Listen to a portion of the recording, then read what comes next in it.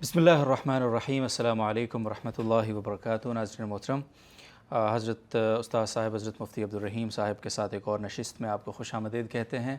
آج کی یہ نشست بنیادی طور پہ آپ کے بہت سارے سوالات، آپ کے بہت سارے اشکالات، بہت سارے خیرخواہ حضرات ان کے بھی کچھ ایسے سوالات تھے جن کا جواب ہم خود بھی سننا چاہتے تھے، اور یقیناً آپ تک بھی وہ اس نشست کے توسط سے پہنچے گا۔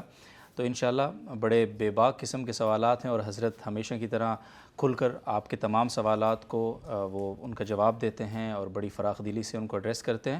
تو اسی طرح کے کچھ سوالات کو لے کر آج کی اس نشست میں آپ کی خدمت میں حاضر ہیں۔ آپ آخر تک دیکھیں گے، پوری بات سنیں گے، تو انشاءاللہ امید کرتے ہیں اللہ تعالیٰ کی ذات سے کہ بہت ساری چیزیں آپ کے سامنے ضرور واضح ہوں گی۔ تو نشست کا باقاعدہ آغاز کرتے ہیں۔ ہمارے ساتھ حضرت مولانا عبدالمنعم فائز صاحب بھی موجود ہیں، اور وہ بھی اپنے سوالات ضرور رکھیں گے سامنے۔ تو پہلا سوال میں حضرت کی خدمت میں لے کر جاؤں گا۔ السلام علیکم ورحمۃ اللہ وبرکاتہ حضرت۔ وعلیکم السلام ورحمۃ اللہ۔ بہت شکریہ حضرت وقت کے لیے۔ پہلا سوال، اور جو سب سے زیادہ پوچھا جاتا ہے سوال، وہ یہ کہ جامعۃ الرشید ایک تعلیمی ادارہ ہے، اور تعلیمی ادارے کے طور پہ اس کو رہنا چاہیے۔ آئے روز وہ ملک کے سیاسی معاملات میں مداخلت کرتا ہے۔ جمعیت علماء اسلام ایک سیاسی جماعت ہے، اور حالیہ دنوں میں ہم دیکھتے ہیں کہ جمعیت علماء اسلام کے حوالے سے جامعۃ الرشید کے جو حضرات ہیں، اور حضرت استاد صاحب کا پچھلا جو انٹرویو تھا وہ بھی، تو بظاہر ایسا لگتا ہے کہ جامعۃ الرشید جمعیت علماء اسلام کے ساتھ ایک سیاسی مقابلہ بازی میں میدان میں ہے۔ تو اس حوالے سے لوگ سمجھتے ہیں کہ تعلیمی ادارے کو تعلیمی ادارہ رہنا چاہیے، اس کو سیاست میں نہیں آنا چاہیے۔ اگر سیاست میں آنا ہے تو پھر تعلیمی ادارے کو بند کر کے باقاعدہ سیاسی پارٹی رجسٹر کریں اور پھر آئیں۔ بسم اللہ الرحمن الرحیم۔ سب سے پہلے تو میں یہ بتا دوں کہ جتنے بھی لوگ کمنٹس وغیرہ کرتے ہیں میں وہ سب پڑھتا ہوں، چاہے وہ فیس بک کے ہوں، چاہے وہ یوٹیوب کے ہوں، اور میں بالتفصیل پڑھتا ہوں۔ اور ان سب کو پڑھنے کے بعد جو کچھ لوگ برا بھلا کہتے ہیں تو اس پہ میں ان کو اللہ کے لیے معاف کرتا ہوں۔ میرا ہمیشہ سے معمول ہے، نہ دنیا میں ان سے کوئی میری طرف سے کوئی ان پہ وہ ہوگی، نہ آخرت میں۔ اور یہی اللہ رسول کا میں حکم ہے، سل من قطعک واعف عمن ظلمک واحسن الی من اساء الیک۔ جو تم سے توڑے تم اس سے جوڑو، جو تم سے برا رویہ رکھے تم اچھا رویہ رکھو، اور جو تم پہ ظلم کرے اس کو معاف کر دو۔ تو ایک تو میں یہ جتنے بھی لوگ مجھے کمنٹس میں جو کچھ کہہ رہے ہوتے ہیں تو میں ان کو یہ بتانا چاہتا ہوں کہ آپ کی ساری باتیں مجھ تک پہنچتی ہیں، اور میں خود، یہ لوگ تو نہیں پہنچاتے لیکن میں خود پڑھتا ہوں۔ شاید ہی کوئی کمنٹ ایسا ہو جس کو جو مجھ سے رہ جاتا ہو۔ ایک تو مجھے خود، میں اپنی اوقات میں رہتا ہوں کہ دیکھتے ہیں، دیکھیے خلق خدا کیا کہتی ہے تمہیں۔ دوسرے کو مجھے اس سے فائدہ بھی ہوتا ہے، بہت ساری چیزیں جن کو میں اس سے استفادہ کر لیتا ہوں، لوگوں کی آراء سے، تجاویز سے۔ اور تیسری بات یہ کہ صبر کرنے کا اجر ملتا ہے الحمدللہ۔ اور مجھے ان لوگوں پر غصہ آنے کے بجائے ان پہ رحم آتا ہے، کیونکہ یہ بچے ہیں 20 25 سال کے، انہوں نے کچھ دیکھا نہیں ہے۔ اور جب زیادہ میری طبیعت پریشان ہوتی ہے کبھی بہت زیادہ، پھر مجھے طائف کا واقعہ یاد ہو جاتا ہے، اللہم اہد قومی فانہم لا یعلمون۔ ان کو پتہ نہیں ہے، جس دن ان کو پتہ چل گیا اس دن ان کی رائے تبدیل ہو جائے گی۔ تو ایک تو یہ کہ میں سب پڑھتا ہوں، اور اگر مجھے کوئی بات سمجھ میں آتی ہے تو اس کو مان بھی لیتا ہوں۔ اور اگر ان کمنٹس میں کوئی ایسی بات ہوتی ہے جس میں ہمارے کسی شخص نے، کسی فرد نے کوئی زیادتی کی ہوتی ہے تو میں اسی وقت اس کے کان کھینچتا ہوں، اس میں ادھار نہیں ہے۔ وہ اگر کوئی کہیں بھی کوئی رہتا ہو تو باقاعدہ میں اسی وقت اس کو فون کروں گا، اس کو میسیج کروں گا، اور جب تک مجھے اس کا جواب نہیں آ جائے گا مجھے اطمینان نہیں ہوتا۔ اور میں اس کا بھی اہتمام کرتا ہوں کہ جو لوگ بات کر رہے ہیں کہ ایسا تو نہیں کہ وہ حقیقت ہو، تو میں اپنا محاسبہ بھی کرتا ہوں، احتساب بھی کرتا ہوں۔ دوسری بات یہ کہ یہ بات میں بہت سنتا ہوں، لوگ یہ کہتے ہیں کہ استاد صاحب ہر چیز میں مداخلت کرتے ہیں، اور یہ بہت زیادہ یہ چیز لائی جا رہی ہے۔ تو میں اس میں چند باتیں 1 2 3 کر کے بتاتا ہوں تاکہ آپ حضرات کو، یا جتنے بھی میرے سننے والے ہیں، دیکھنے والے ہیں، ان کو اندازہ ہو جائے کہ 15 20 سال سے یہ میرا موضوع ہے، ریاست کی کیا اہمیت، اور ریاست کی حفاظت کے لیے افواج کی، جہاد اور مجاہدین کی کیا اہمیت ہے، اور جو لوگ ریاست کے خلاف مسلح خروج کریں ان کے کیا احکام ہیں۔ اگر وہ تکفیر کریں تو وہ خوارج ہیں، تکفیر نہ کریں تو وہ معتزلہ ہیں۔ اور یہ ہمارے ہاں شرع عقائد، العقیدہ الطحاویہ اور تمام جتنے ہمارے اشاعرہ ماتریدیہ جتنے عقائد کی کتابیں ہیں، فقہ حنفی، شافعی، مالکی، حنبلی، حتیٰ کہ خود سلفی فقہ میں بھی یہ سب چیزیں متفق علیہ ہیں۔ احادیث میں صحیح بخاری، صحیح مسلم میں ان کا میں حوالہ دیتا ہوں۔ پروپیگنڈا کرنا کسی ریاست کے خلاف یا کسی ریاست کے اندر ایک پروپیگنڈا کر کے لوگوں کو مایوسی پھیلانا، اور بین الاقوامی سطح پہ عالم اسلام اور امت مسلمہ کے کیا چیلنجز ہیں، میں ان پہ بات کرتا ہوں ہمیشہ۔ اس میں غزہ بھی آتا ہے، فلسطین بھی آتا ہے، سعودی عرب اور بلاد حرمین شریفین بھی آتا ہے، اور ایران اور خلیجی ممالک بھی آتے ہیں، اس میں امریکہ یورپ بھی آتا ہے، اس میں انڈیا بھی آتا ہے، اور جو معاہدہ ہوا ہماری افواج کا اور سعودی عرب کا یہ بھی آتا ہے اس میں، افغانستان بھی۔ اور افغانستان تو خاص طور پہ موضوع رہتا ہے میرا۔ اور میرا چونکہ جیسے بہت سے لوگ کہتے ہیں کہ یہ ہماری فیلڈ ہے، تو جتنے بھی لوگ مجھے سنتے ہیں یا مجھے جانتے ہیں ان کو یہ معلوم ہونا چاہیے کہ یہ جہاد اور مجاہدین اور یہ عسکری تنظیمیں اور افغانستان اور بین الاقوامی سطح پہ جتنی بھی یہ مسلح گروپ ہیں، یہ میری فیلڈ ہے۔ سب سے زیادہ میری زندگی ان کے اندر گزری ہے، ان کے اندر رہ کر گزری ہے۔ تو میں جو بات کر رہا ہوتا ہوں وہ مشاہدے کی بنیاد پہ کر رہا ہوتا ہوں، حقائق کی بنیاد پہ کر رہا ہوتا ہوں۔ تو اس میں اس سب کو میں سامنے رکھتے ہوئے پھر میں یہ بھی بتاتا ہوں کہ ہماری ریاست پاکستان کی کیا اہمیت ہے، اور افواج پاکستان کی کیا اہمیت ہے، اور دینی جو ہمارے مدارس ہیں یا علماء ہیں ان کے پاس کتنے مواقع ہیں پاکستان میں اسلامائزیشن۔ یہ وہ موضوعات ہیں جن پہ میں ہمیشہ بات کرتا ہوں، اور مجھے اس پہ بہت زیادہ تعجب ہوتا ہے کہ لوگ ریاست اور سیاست میں فرق نہیں کرتے۔ یہ سارے وہ امور ہیں جن کا تعلق ریاست کے ساتھ ہے۔ ریاست جب بن جاتی ہے اس کی حفاظت کرنا، اس کے لیے فوج بنانا، اس کے لیے مجاہدین کو تیار کرنا، یہ بھی ریاست سے جڑے ہوئے ہیں۔ اور جس سیاست سے میں منع کرتا ہوں کہ میرا اس سے کوئی تعلق نہیں، وہ سیاسی جماعتیں ہیں۔ کسی خاص جماعت سے میرا کوئی تعلق نہیں ہے، کسی سیاسی پارٹی سے میرا تعلق نہیں ہے۔ میں نے اپنے اساتذہ کو، اپنے طلباء کو، اپنے جتنے بھی پاس آؤٹ ہیں فضلاء کرام ہیں، سب کو چھٹی دی ہوئی ہے کہ جہاں ان کا دل مطمئن ہوتا ہے وہ کسی بھی تنظیم کے ساتھ وہ مل سکتے ہیں، لیکن پڑھائی کے دوران نہ استاذ کو اجازت ہے نہ طالب علم کو اجازت ہے۔ چھٹی کے بعد جہاں چاہیں جائیں، انتخابات ہوں جس کو چاہیں ووٹ دیں۔ اور اس بارے میں میرا جو رویہ ہے، جو میری طرف سے جو ہدایات ہیں، وہ اتنی واضح ہیں کہ میرے خیال میں کوئی انکار نہیں کر سکے گا اس کا۔ تو ایک تو میں یہ عرض کروں گا کہ ریاست اور سیاست میں فرق کریں، اور میں بار بار اس بات کو کہہ رہا ہوں کہ جو ہماری سیاسی پارٹیاں ہیں، آپ کے سیاسی بہت سارے اہداف ہوتے ہیں، مفادات ہوتے ہیں، بہت سارے جو کاروباری لوگ ہوتے ہیں ان کے اہداف ہوتے ہیں، بہت سارے تعلیمی ادارے ہیں، ان سب کو ایک خط کھینچنا چاہیے کہ یہاں سے ہمارا گھر شروع ہوتا ہے، اس گھر کے یہ خط احمر، یہ ریڈ لائن ہے۔ تو وہ ریڈ لائن کی میں اس لیے بات کرتا ہوں تاکہ ہمیں معلوم ہو کہ یہاں ہم بات کر سکتے ہیں، اور یہ چیزیں ایسی ہیں جن کو ہم ہاتھ نہیں لگا سکتے۔ تو میں زیادہ تر ان مسائل پہ بات کرتا ہوں، اس میں چونکہ میرا مسلسل اتنے مدت سے یہ موضوع ہے میرا، اسی دوران چونکہ افواج پاکستان میرا مستقل موضوع ہے، اور میں نے بہت ساری تنظیموں میں بہت کچھ وقت میں نے گزارا ہے۔ میں مسلمانوں کی وہ اسلامی قوت اور فوجی طاقت کو دیکھنا چاہتا تھا جو میں نے قرآن حدیث میں پڑھا ہے، جو سیرت سے میں نے پڑھا ہے۔ اس کو دیکھنے کے لیے میں نے بہت ساری جگہوں کا وزٹ کیا ہے، میں گیا ہوں، اور میں بتاتا رہتا ہوں میں نے 32 صوبے افغانستان کے دیکھے ہیں، 14 عیدیں میں نے افغانستان میں کی ہیں۔ کوئی اتنا کر سکتا ہے؟ لیکن مجھے وہاں جا کر معلوم ہوا کہ جس فوجی قوت کو میں ڈھونڈ رہا تھا وہ اللہ نے ہمیں اپنے گھر میں دی ہوئی۔ تو گھر میں خزانہ ہے نیہاں تجھ کو مگر پتہ نہیں۔ تو چونکہ یہ میرا مستقل موضوع ہے، اور میں اس بات کو پھر دہراتا ہوں کہ ہماری اسلام کی 1000 سالہ تاریخ میں اتنی منظم فوج، اتنی ڈسپلنڈ فوج، اتنی معیار اور کوالٹی اور میرٹ والی فوج، اور اتنی یونٹی آف کمانڈ اور چین آف کمانڈ والی فوج، اور جدید ترین ٹیکنالوجی سے مسلح فوج، اور آج کی جو سب سے بڑی طاقت شمار ہوتی ہے جس کو ایٹمی قوت کہتے ہیں، اس سے مسلح فوج، ایسی فوج 1000 سال میں نہیں ملے گی آپ کو۔ آپ اٹھا کر دیکھ لیں، خلافت بغداد، خلافت اندلس، مغلیہ سلطنت، خلافت عثمانیہ، ساری فوجی کمانڈروں کی بغاوتوں سے بھری ہوئی، اور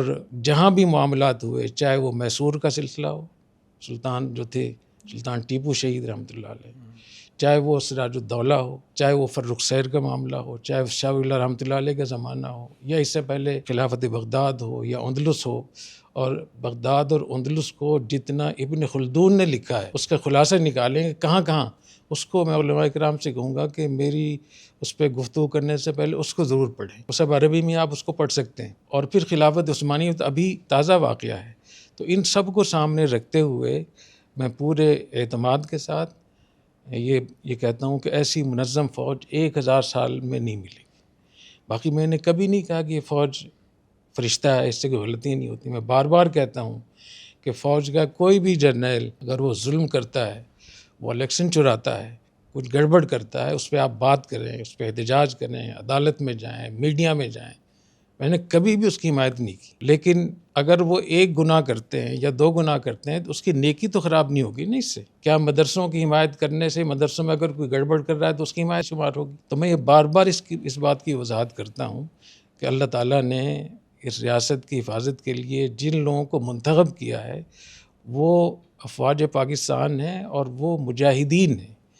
اور مجاہدین کو اللہ تعالیٰ نے وہ عزت دی ہے جو تمام لوگوں پر فضل اللہ المجاہدین القائدین اجر عظیمہ. اور جو لوگ اس میں اپنا خون پیش کرتے ہیں، جو قربانیاں دے رہے ہیں، ظاہر ہے میری تو عام فوجیوں سے بھی ایک عقیدت، میں ان کو بہت اونچی نظر سے دیکھتا ہوں، جس کو اللہ قرآن حدیث میں فرماتا ہے کہ وہ فوجی جن کو میں مجاہد سمجھتا ہوں تو ان کے گھر کی دیکھ بھال کرنے والا بھی اللہ تعالیٰ کے ہاں وہ غازی شمار ہوتا ہے. من خلف غازیا فی اہلہ بخیر فقد غزا. جو کسی مجاہد کے گھر والوں کی خیر خبر رکھے وہ بھی غازی ہے. اور فرمایا حرمت نساء المجاہدین کا حرمت امہاتہم. جو لوگ اس ریاست کو سپورٹ کر رہے ہیں، اس کی حفاظت کر رہے ہیں، محاذوں پہ ہیں، قربانیاں دے رہے ہیں، خون پیش کر رہے ہیں، ان کی بیویوں کی حرمت اور تقدس وہ دوسرے لوگوں کی ماؤں کے برابر ہے. تو میں اس بات کو کہہ رہا ہوں کہ میں ان کو مجاہد سمجھتا ہوں اور حقیقتاً مجاہد سمجھتا ہوں. اور اگر میں کسی فوجی کا ہاتھ چومتا ہوں، اس کا ماتھا چومتا ہوں، تو میں اپنے لیے اس کو سعادت سمجھتا ہوں. میں سمجھتا ہوں سب سے وہ افضل ہے. یہ قرآن کہتا ہے فضل اللہ المجاہدین القائدین اجر عظیمہ. تو میں اس پہ پھر اس کا خلاصہ نکالتا ہوں کہ میرا جو یہ مشن ہے، اس مشن میں اس مشن پہ لگا ہوا ہوں اور میں مسلسل بات کر رہا ہوتا ہوں، چاہے وہ عمومی بیانات ہوں، خصوصی خطاب ہوں، علماء کرام کے ساتھ نشستیں ہوں، طلباء کے ساتھ ہوں، کہیں یونیورسٹی میں میرا بیان ہو، کسی بھی جگہ گفتگو ہو، تو آپ لوگوں نے دیکھا ہو کہ میں اس پہ مسلسل بات کر رہا ہوتا ہوں. اور کچھ ہمارے حضرات ایسے ہیں جو مسلسل فوج کے خلاف بول رہے ہوتے ہیں، تو کہیں نہ کہیں لوگ سمجھتے ہیں شاید میں اس کے خلاف ہوں. حالانکہ کبھی بھی مجھے یاد نہیں ہے کہ میں نے کسی کا نام لے کر سوائے 2-3 مرتبہ کے. تو اس لیے میں ایک تو یہ درخواست کروں گا کہ ریاست اور سیاست میں فرق کریں. دوسری بات ہے کہ میں جس چیز سے منع کرتا ہوں وہ سیاسی جماعت ہے، سیاسی پارٹی ہے. ایک ایسا ادارہ جس کے پاس اتنا طویل تجربہ ہو، اس کو آپ ملک کے سیاسی امور میں بات کرنے سے کیسے اس کا منہ بند کریں گے؟ کیا آپ کے لیے جائز ہوگا؟ اگر ہر ایرا غیرہ نتھو خیرہ وہ اپنی رائے دے سکتا ہے تو کیا مجھے اجازت نہیں ہے کہ میں ان امور میں؟ پھر ہماری یونیورسٹی ہے الغزالی یونیورسٹی، فل فلیج یونیورسٹی ہے، اس میں پولیٹیکل سائنس کی بھی ہم پڑھا رہے ہیں. تو پولیٹیکل سائنس ہمارے یہاں مستقل فیکلٹی ہے، ہم پورا پڑھاتے ہیں اس کو. پھر ہمارا ایک تھنک ٹینک ہے CPRD کے نام سے.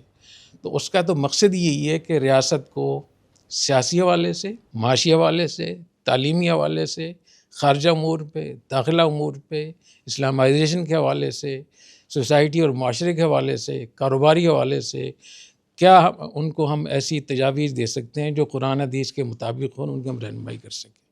تو ہمارا جو تھنک ٹینک ہے، جو ہماری یونیورسٹی ہے، جو ہمارا تجربہ ہے، اگر عام پاکستانی کو یہ اجازت ہے تو میرے خیال میں مجھے بھی اس کی اجازت ہونی چاہیے. اور میں ہمیشہ میری جتنی بھی گفتگو ہوتی ہے میں کہتا ہوں کہ میں آخرت میں بھی ذمہ دار ہوں اس کا. اور جس دن مجھے کوئی بتا دے کہ میری گفتگو میں کسی پر زیادتی ہوئی ہے، میں اس سے معافی مانگ لوں گا، اس سے رجوع بھی کر لوں گا. لیکن ایسا نہیں ہے کہ پروپیگنڈے سے متاثر ہو کر تو میں پھر ایک دفعہ پھر وہ حدیث سناؤں گا ابو ذر غفاری رضی اللہ تعالیٰ عنہ کی. وہ فرماتے ہیں بایانی رسول اللہ صلی اللہ علیہ وسلم خمسا واوثقنی سبعا واشہد للہ علی تسعا اللہ اخاف فی اللہ لومۃ لائم. نبی کریم صلی اللہ علیہ وسلم نے 5 مرتبہ مجھ سے بیعت لی، 7 مرتبہ مجھ سے عہد اور میثاق لیا، اور 9 مرتبہ مجھ سے اس بات پہ گواہی لی کہ لوگوں کے پروپیگنڈے سے، ملامت سے میں متاثر نہیں. تو جس کو میں حق سمجھتا ہوں اس کو میں الحمدللہ کہتا ہوں اور کہتا رہوں گا، اور اللہ تعالیٰ پر توکل کرتے ہوئے مجھے بہت امید ہے کہ جو لوگ اس وقت میں جتنے بھی حضرات جو کچھ مجھے برا بھلا کہہ رہے ہیں، ایک وقت آئے گا کہ وہ ہو سکتا ہے اسے رجوع کریں۔ اور جہاں تک میری بات ہے تو میں پورا یقین دلاتا ہوں سب لوگوں کو کہ جب مجھے معلوم ہو گیا، اور میں یہ بھی بتا دوں کہ جتنے بھی لوگ فیس بک پہ بات چیت کرتے ہیں یا اپنی رائے قائم کرتے ہیں، تو رائے قائم کرنے کے لیے تحقیق اور ریسرچ ہونی چاہیے اور قرآن حدیث کی روشنی میں ہونی چاہیے۔ فیس بک سے اور جلسوں میں نعرے مار کے متاثر ہو کر اس سے پالیسیاں بنانا، اس سے فتوے بنانا، اس سے رائے قائم کرنا، اس سے اپنی ایک تفقع قائم کرنا، یہ بہت بڑی غلطی ہے۔ تو مجھے برا بھلا کہتے ہیں، میں ان سے ایک اور سوال کرنا چاہتا ہوں جی کہ میں تو بات کرتا ہوں خوارج کے بارے میں کہ خوارج کا یہ نظریہ ہے، آپ اس کو کیوں کسی خاص جماعت پہ لے کر جاتے ہیں؟ میں معتزلہ کے بارے میں بات کرتا ہوں کہ معتزلہ کا مذہب یہ ہے کہ تکفیر نہیں کرتے، لیکن جو مسلمانوں کی حکومت ہوتی ہے اگر اس کے حکمران فاسق فاجر ہو جائیں تو معتزلہ کے نزدیک اس سے بغاوت جائز اور واجب ہو جاتی، جبکہ اہل سنت والجماعت کے یہاں نہیں ہے۔ اس بات کو اپنے اوپر کیوں لیتے ہیں؟ میں یہ کہتا ہوں کہ افغانستان سے پاکستان میں مداخلت ہو رہی ہے، اور جب اتنے سارے ان کے وزراء ہندوستان کا وزٹ بھی کر چکے ہیں اور ڈی این اے بھی اپنا ایک بتا چکے ہیں اور پوری دنیا اس بات کی گواہ ہے، تو میں اس پہ ان کو منع کرتا ہوں یا ان کو میں تنبیہ کرتا ہوں، آپ اس کو اپنے خلاف کیوں لیتے ہیں؟ میں ریاست کی اہمیت پہ بات کرتا ہوں، آپ اپنے خلاف کیوں لیتے ہیں اس کو؟ میں ریاست پاکستان کی تعریف کرتا ہوں، اس کی اہمیت بتاتا ہوں، آپ اس کو اپنے خلاف کیوں لیتے ہیں؟ میں افواج پاکستان پہ بات کرتا ہوں، آپ اپنے خلاف کیوں لیتے ہیں؟ میں جہاد کے بارے میں بتاتا ہوں کہ جب ریاست قائم ہو جائے تو ریاست کے ہوتے ہوئے اس کا دفاع اور اس کا اقدام دونوں ریاست کے ذمے ہوتے ہیں، اپنے طور پہ کسی بھی شخصی طور پر نجی طور پر عسکری تنظیم بنانا جائز نہیں ہے۔ تو میں تو یہ بات کرتا ہوں، تو یہ لوگ اپنے خلاف کیوں سمجھتے ہیں؟ اور اگر میں کوئی اچھا مشورہ دیتا ہوں کسی مدرسے کے حوالے سے، تعلیم کے حوالے سے، یا میں یہ بتاتا ہوں کہ آج کے زمانے میں دونوں تعلیمات کی اہمیت ہے، اس کو اپنے خلاف کیوں لیتے ہیں؟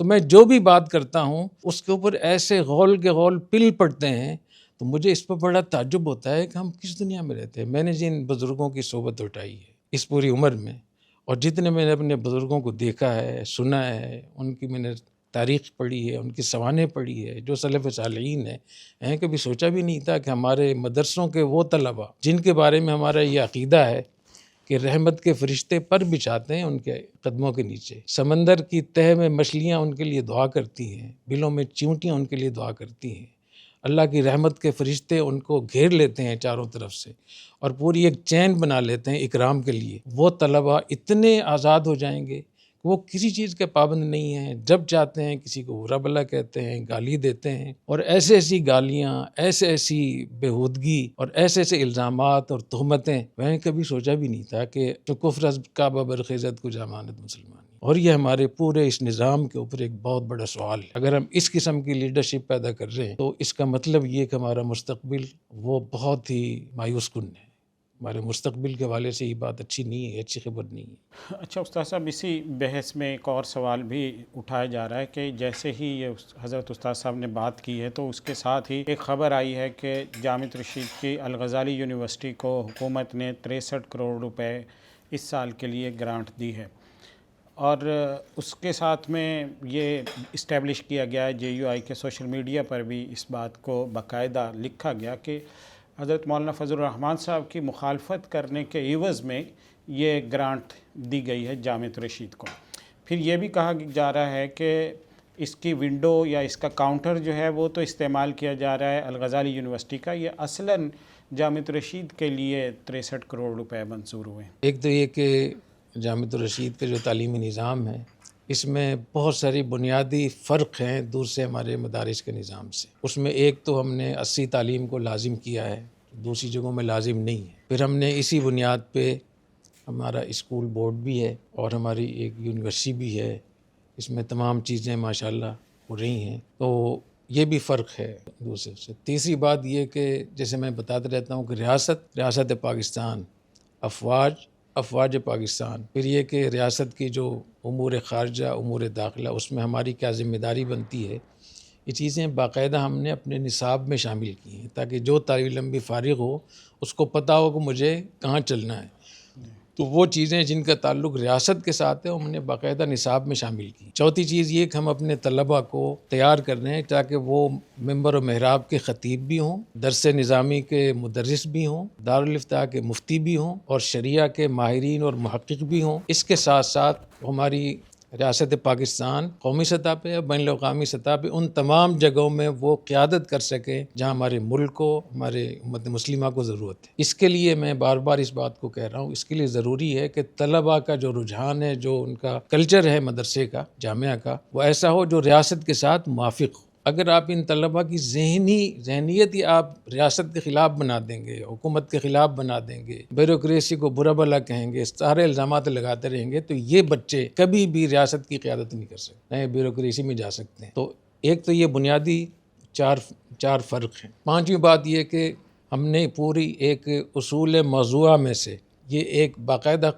اصول بنایا ہے کہ جو ریاست اور حکومت کے جو ادارے تعلیمی شعبے کے لیے طلباء کے مدد کے لیے بنے ہوئے ہیں ان کے لیے باقاعدہ بجٹ ہوتا ہے. ہم وہ بجٹ وہاں سے لیں گے اور مدارس اور یونیورسٹی, اسکول, کالج کے طلباء پر وہ خرچ کریں گے. آپ تو الغزالی کی بات کرتے ہیں, کیا ہم نے مجمع کے جتنے ہمارے ان کا جو بجٹ ہوتا ہے, جی وہ ہم HEC سے, وزارت تعلیم سے, مختلف اداروں سے باقاعدہ مشاورت کر کے اور سفر کر کے وصول کرتے ہیں ان سے. اور اب تک ہم تقریباً 12-13 کروڑ روپے اپنے ملحقہ مدارس کو دے چکے ہیں, کمپیوٹر لیب کے حوالے سے, بہت ساری چیزوں کے حوالے سے, اساتذہ کی تنخواہوں کے حوالے سے, کتابیں بہت ساری ہم نے وہاں بنا کر دی. مزید بھی آپ سنتے رہیں گے. جی, اور ابھی جو وفاق المدارس نے بھی اس کا اعلان کیا, باقاعدہ ان کی طرف سے بھی آیا, مجمع کی طرف سے بھی آیا کہ پنجاب گورنمنٹ نے اعلان کیا ہے کہ ان کے مدارس کو ہم یہ چیزیں دیں گے. جی یہ تو ہم اعلان کر رہے ہیں. اور پھر جو ہمارے مجمع علوم الاسلامیہ, ہمارے جو مدرسہ بورڈ ہے, اس کے لیے جو کچھ ہم HEC سے, وزارت تعلیم سے